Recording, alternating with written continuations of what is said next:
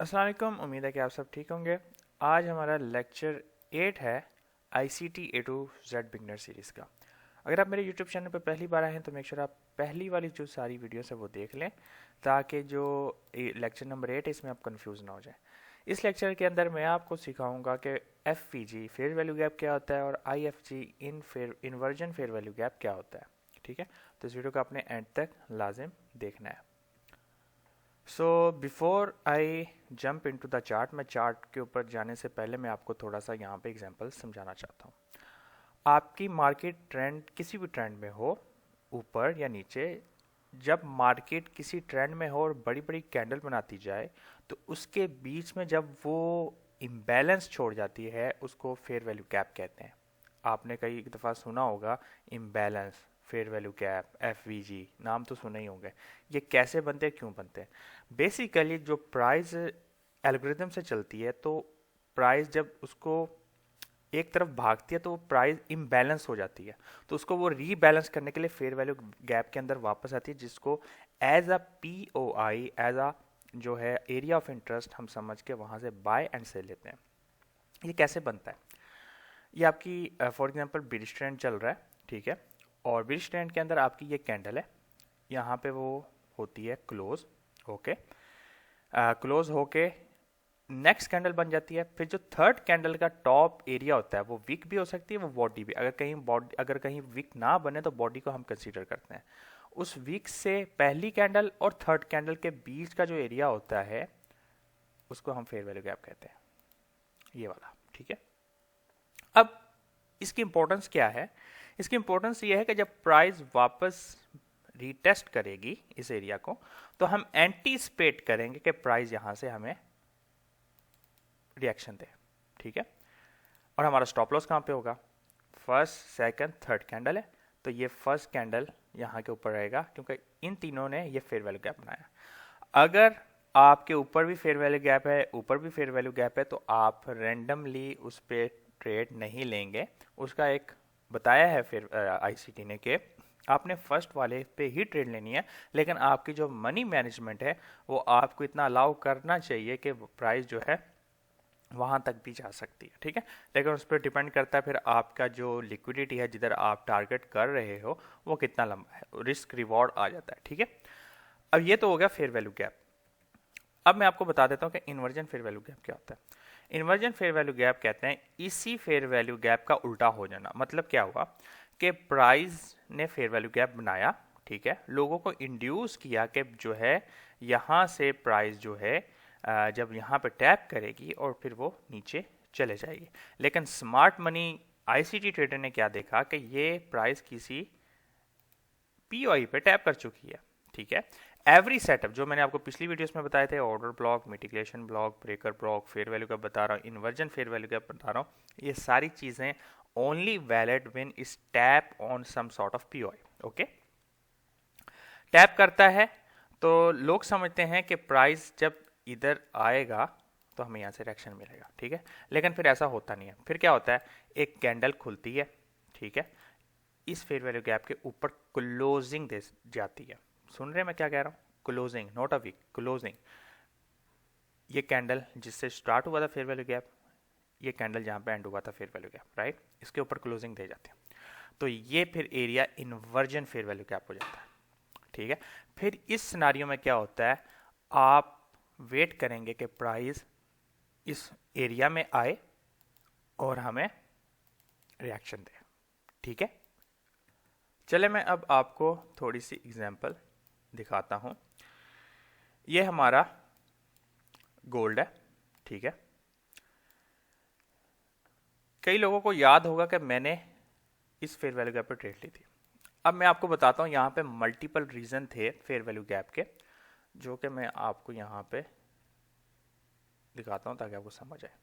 ठीक है, ये एशिया का हाई था, मार्केट ने लिक्विडिटी स्वीप की। ठीक है, एशिया सेशन का हाई स्वीप हो गया। ठीक है, स्वीप होने के बाद हमारे पास ये एक वैलिड स्विंग पॉइंट था, जो आने वाले वीडियोस में बताऊंगा, वहां से मार्केट ने एग्रेसिवली नीचे की तरफ चली गई।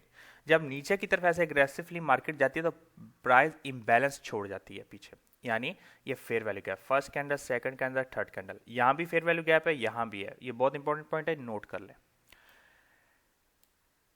मेरी entry first fair value gap पे ही होगी, लेकिन मेरा रिस्क मैनेजमेंट जो है मुझे अलाउ करेगा कि मैं कि प्राइस इस फेयर वैल्यू गैप पे भी आ सकती है। तो मेरा जो स्टॉप लॉस है वो यहाँ पे रहेगा, और मेरा टारगेट ऑपोजिट साइड की रिलेटिव लिक्विड लॉस, ये consequent approachment of this week यहाँ तक, नहीं तो ये ओके, और नहीं तो ये इम्बैलेंस जहाँ तक प्राइस आके आपकी हिट कर सकती है। ठीक है, तो यहाँ पे आपको देखने को क्या मिला, एक इम्बैलेंस, दो इम्बैलेंस। तो आपकी मनी मैनेजमेंट ये अलाउ कर सकती है कि प्राइस, यानी आपका लॉट साइज इतना होना चाहिए कि आपकी प्राइस अगर इधर भी आ जाए तो आपका फर्क ना पड़े। ठीक है ना, तो ये हो गया फेयर वैल्यू गैप। ओके, किल जोन आवर्स में टैपिंग कब हुई है, टाइम देखो 3 AM, क्या है लंदन, समझ रहे बात को। हाँ, यहां पर भी ट्रेड ले सकते थे, दैट्स इट।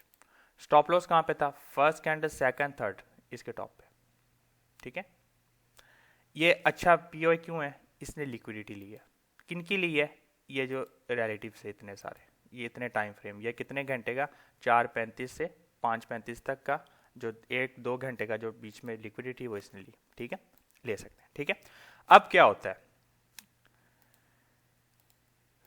यहां पे, आप देखो, जिसको रियल इंड्यूसमेंट कहते हैं। इंड्यूस का मतलब होता है कि किसी को झांसे में लाना कि भाई मैं तो इधर जा रहा हूं, मेरे साथ लग जाओ। यहां पे जैसे ही न्यूयॉर्क ओपन होता है, एक ह्यूज कैंडल्स बननी शुरू हो जाती हैं, देख रहे हैं आप, ये वाली। ठीक है, बिटकॉइन हो जाती है। ठीक है, मैं वेट कर रहा था, जब ये बन रही थी मैं वेट कर रहा था कि प्राइस क्या इसके ऊपर क्लोजिंग देती है।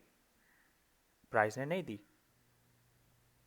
वीक छोड़ गई। ठीक है, कभी कभार दे भी देती है, ऐसा नहीं करने देती, लेकिन मैंने देखना मेरा ट्रेंड जो है वो हायर टाइम फ्रेम पे क्या। ठीक है, तो वो बिरिश था। तो जब मार्केट ने ऐसा दिया तो कई आईसीडी ट्रेडर कहते हैं भाई किल जोन आवर्स में ये बन चुका है। अब वो क्या करेंगे, अब वो यहां पे ट्रेड लेंगे, बोलेंगे यहां पे सेटअप, ये लिक्विडिटी, ये लिक्विडिटी, ये रिलेटिव इक्वल्स बने हुए हैं, और जबरदस्त सोचेंगे। लेकिन क्या होता है, प्राइस ब्रेक कर जाती है। ये कैंडल ने क्लोजिंग दे दी इस फेयर वैल्यू गैप, ये कैंडल थी ना, ये वाला आप देख रहे हैं इंडिकेटर, यहां से स्टार्ट हुआ था फेयर वैल्यू गैप, इसके नीचे क्लोजिंग दे दी। ठीक है, ये वीक अलाउ है, इतना नीचे जा सकती है, बॉडी ऐसे क्लोज हो जाए भाई खतरा है, याद लो, समझ लो बात को। ठीक है, क्या हुआ, प्राइस ने रीटेस्ट किया, नीचे चली गई। टाइम बताओ कौन सा है जब प्राइस ने इसको रीटेस्ट किया, यहां पे टाइम देखते हैं, 9 o'clock, 9 o'clock, 8:45 पे आया था ये, देख रहे हो टाइम फ्रेम क्या है, और फिर आपकी liquidity, consequent approachment of this week, देख रहे हैं। यहां पे देखें, मोस्ट ऑफ द टाइम आप देखना, अगर मार्केट कहीं ट्रेंडिंग में ऐसे आपको, ये एशिया है, ऊपर गया, ये मार्केट स्ट्रक्चर शिफ्ट था, ये first fair value gap, second fair value gap, third fair value gap, right. आप ट्रेड फर्स्ट वाले पे ही लोगे, ठीक है, आप ट्रेड जो है फर्स्ट वाले पे ही लोगे, लेकिन आपका स्टॉप लॉस यहां तक रहेगा 1 to 2, या आपकी जो लिक्विडिटी एरिया होगी वो आपने देख के ट्रेड लेना है। ठीक है, अब उसमें क्या होता है, कभी कभार लोग इसको यूज करते हैं, प्रीमियम डिस्काउंट। प्राइस ने जस्ट इक्विलिब्रियम पे यहां पे टच किया 0.5% को, फेयर वैल्यू गैप था, साथ में क्या था बताओ, साथ में क्या था,